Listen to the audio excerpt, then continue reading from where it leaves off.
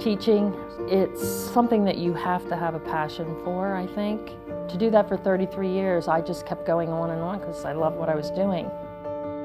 I think that what has gone on at the state level has made the job of the local school boards infinitely more difficult and not to the advantage of the children at all. So naturally, when I hear people cutting education funding or things going on that make me think that the kids aren't going to have the opportunities that they should have. When you have cuts in funding and you take $1 billion out of basic education, it affects your programs, it affects how much staffing you can keep, how many supplies you can buy. We make it work, but it's not the way we want it. Governor Corbett's leadership missed the mark. It was so fixated on cost and money instead of being fixated on how can we be better? You know, how do we get from here to greatness? And that's what we need in our leaders here in Pennsylvania. And I think Tom is that kind of leader. I think Tom Wolf has always had education as a priority. And that's a good thing as far as I'm concerned. We need a governor who has education as a priority. You know, I don't think Tom puts boundaries on who he cares about. He always reminded us that, you know, we're addressing the needs of every kid in this county, all of them.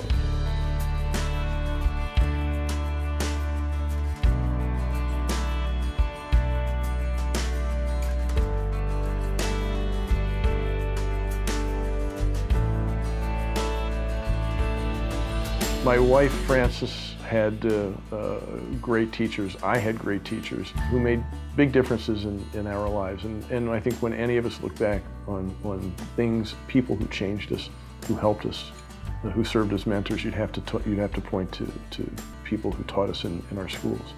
It's one of the things that we need to do to make sure that we give those teachers every support we possibly can to make sure that they know that what they do is important.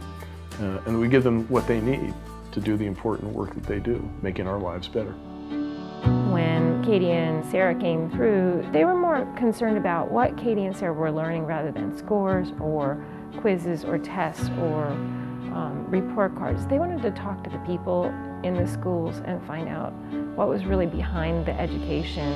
It was obvious to me that Tom and Frances knew what was going on in the classroom. They valued what I was doing, which really makes you feel good. You know, you don't always get that sense of respect. Not everybody speaks it, and they often did. I always admired Tom because he had the means that he could have put his kids in private school and chose not to, and kept them in the public school system. And because he believed in that, he saw that as an indication of his support and the respect that he had for public education. In the old days, in this community, this small town, in the old days, the first thing people built when they built this town, well, the first thing was probably the church, but the second thing they built was the school. And people got together to build that school, whether they were rich, whether they were middle class, or whether they were poor, because they all recognized that they had a shared stake, economic stake, in making sure the kids in this town got an education. I would have a lot of confidence that Tom Wolf would do the right thing for education. I think Tom Wolf will not be hesitant and will make education one of his top priorities. As a retired educator and administrator, I believe that Tom Wolf has the capability to be an outstanding leader, and I believe that he's the best man for the job right now.